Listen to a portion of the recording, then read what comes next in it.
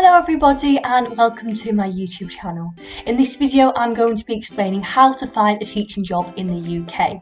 Please like this video if you find it useful and don't forget to subscribe for more other teacher related videos. Please leave a comment down below if you have any other teaching requests and don't forget to read my blog for more information about the teaching application process.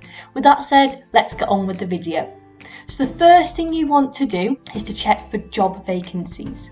Now there are numerous ways you can do this, but I would start by looking at the City Council website. Now say for example if you're living in Sheffield, you're going to check Sheffield City Council website and see what comes up. So you're going to type in for the primary teacher if that's what you're doing, and then you're going to press search. Now don't forget, if you're in Sheffield you also want to check surrounding local councils such as Rotherham, Barnsley and Derbyshire, as they'll also have school vacancies on their website as well. Now another really important website to check is the UK government teaching website. Now not a lot of people know about this, and to be honest, from my experience, schools also don't know too much about it, but there are some schools that do put their vacancies on this website, so make sure you go and check the government website as well, and I will leave links to any accessible websites for everybody down in the description box below to help you out. So once you've checked the websites, find a school vacancy that you are eligible for. So check what it says. Does it say what age range it is? Does it say Key Stage 1, Key Stage 2 or earlier? So say for example if you've done a degree that's 5 to 11 years like me, you can't really teach early years. Now legally you can, once you've got QTS you can teach early years or secondary schools, but you probably wouldn't get an interview because you haven't had that experience, if that makes sense. So legally you can, but schools aren't likely to take you because of the lack of experience. Then also check what's the pay scale. If it says MPS, so main pay scale, that means that anybody can apply for it. But if it says UPS, upper pay scale, then it means it's looking for someone with more experience, not someone who's NQT or RQT and perhaps might involve a leadership role. So all teachers start at M1 and each year you will probably move up the pay scale. If you want more information on this, you can check out the NASUWT websites. They have a really good breakdown of it. Also, in the job description, does it specify NQTs? Now this is quite important because if you're an NQT or an RQT, you want it to say, or you'd hope that it said NQTs or RQTs. If it doesn't, that's okay, so long as it says MPS, that means it's the main pay scale. So you can apply for it, but it's just worth noting that they might not be looking for an NQT or RQT.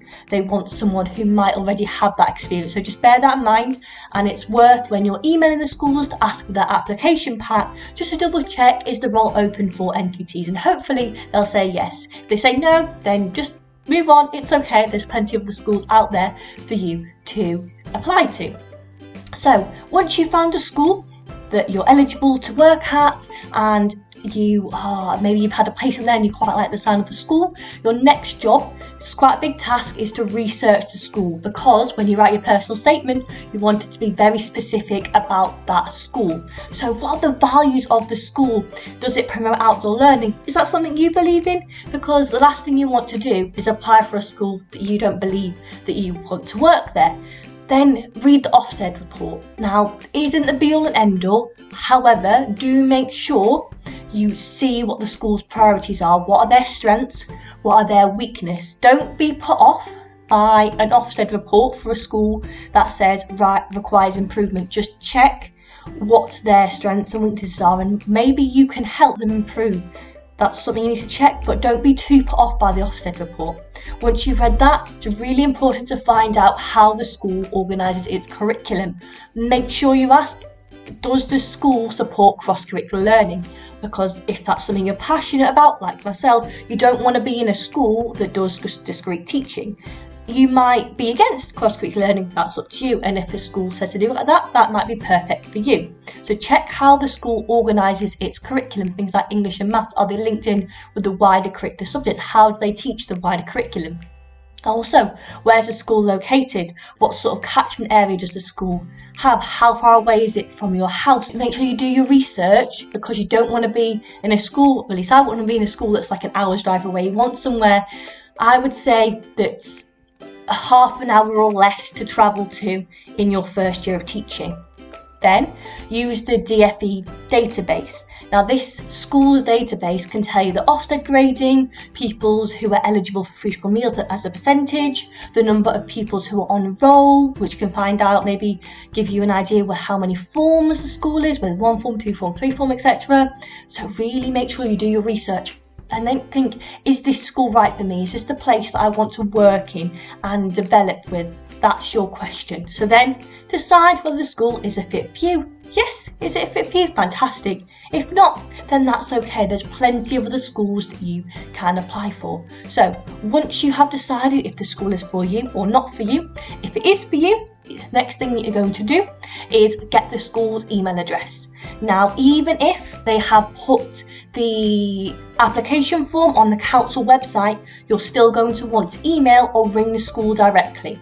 Now, it's a bit tricky at the minute this year in 2021 with COVID, as lots of schools aren't really doing school visits, but see if you can arrange a phone call with the head teacher or deputy head teacher to find out more about that school. And also, you're going to leave a really good impression. You've gone the extra mile to try and speak to someone who works at the school to find out about how the school runs things. That's going to make you stand out compared to other applicants who haven't bothered to do that and have just looked at the school website. So you want to try and email them. Some schools make you ask for an application pack in the email, so do that. And then also ring the school directly and ask to speak to someone to find out about the school.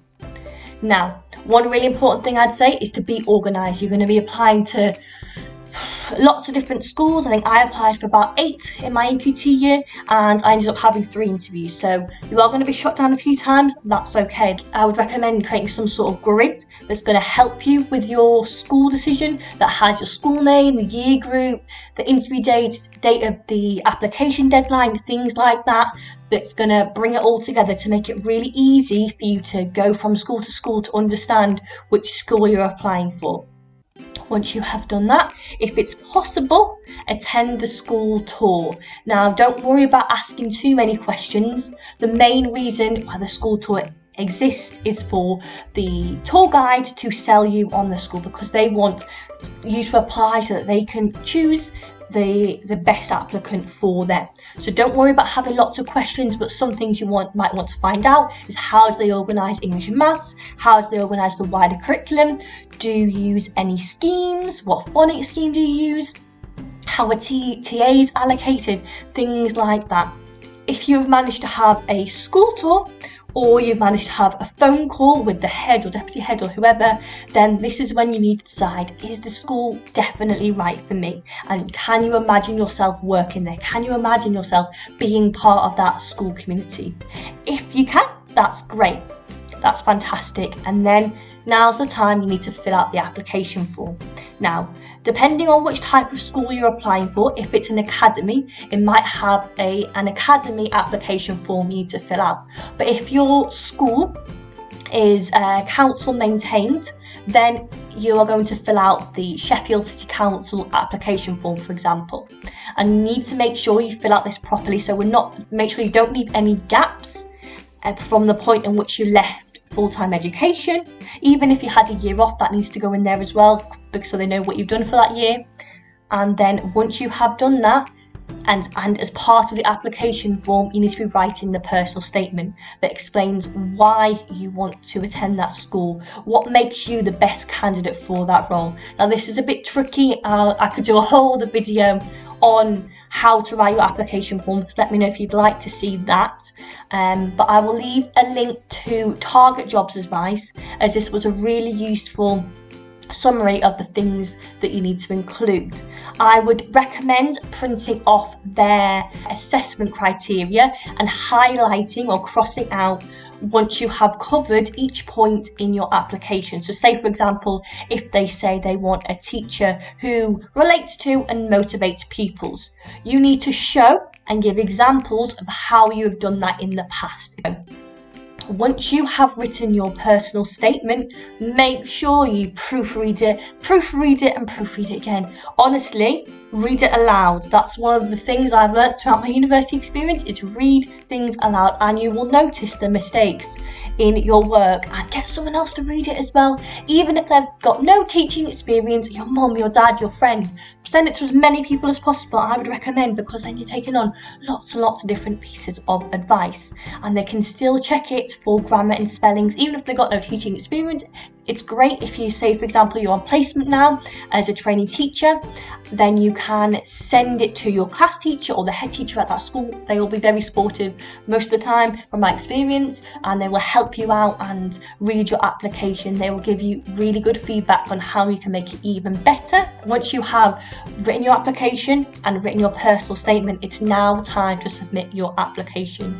Don't leave it to the last day. Send it, well, I'd recommend as soon as you have finished it and you're happy with it, because then that gives the school more time to read it. And to be honest, in my experience, they might even offer you an interview date prior to other people. So as soon as you have done it, send it off straight away. And don't forget to include thank you for the chat. It was really useful. Thank you for the school tour. My favourite part was, and really nitpick what you enjoyed the most from that school, as that's going to make you stand out.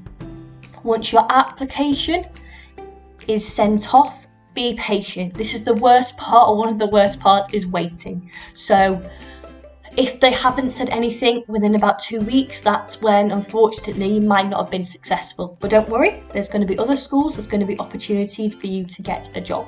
So you're waiting and you have an email to tell you that you have been shortlisted. So if this happens, then well done, congratulations. I've written a blog post about some virtual interview tips you might want to read if you're having a virtual interview, as that might be the case at the minute because of COVID. And so if you are doing that, you also, if you do have an interview, you might also want to read my blog post where I list loads of different interview questions to make you as confident as possible to go to that interview. So make sure you revise some answers and have just general ideas and examples that you can pull upon to help you during the interview. And you will be probably given something to prepare, such as making a lesson or make a long-term plan for a whole term, something like that you might have to prepare. So again, send that off as soon as you have completed it, and that will help you in the application process. Now, this is something you might want to consider making. It's not essential, but I would recommend it to give you the best chance, is to make a portfolio that includes things like all of your interview resources, such as your lesson plans and any previous English and maths and science and maybe a wider curricular lesson that you've taught as well. Put in your previous teaching experiences into your portfolio.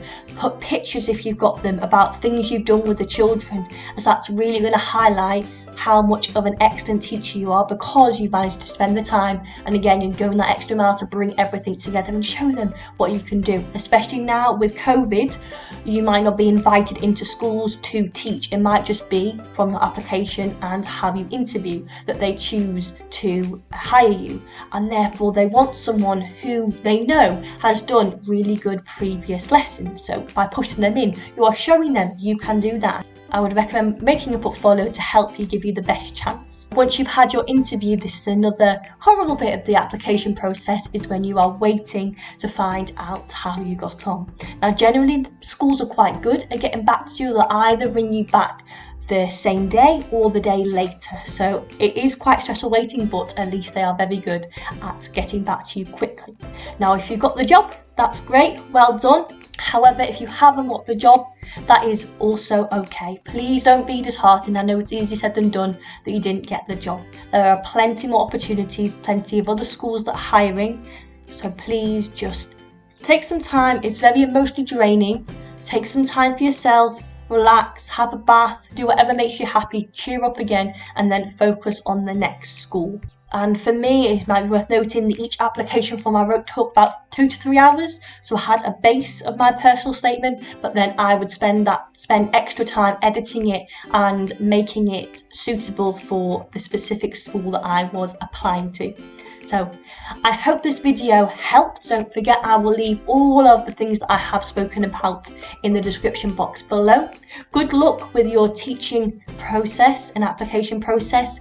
If you've got any questions for me, you can either leave them in the comment section below, or you can DM me on Instagram. I will leave that in the description box below. Don't forget to like this video if you enjoyed it and subscribe for more teacher related videos. I will see you next time. Bye bye.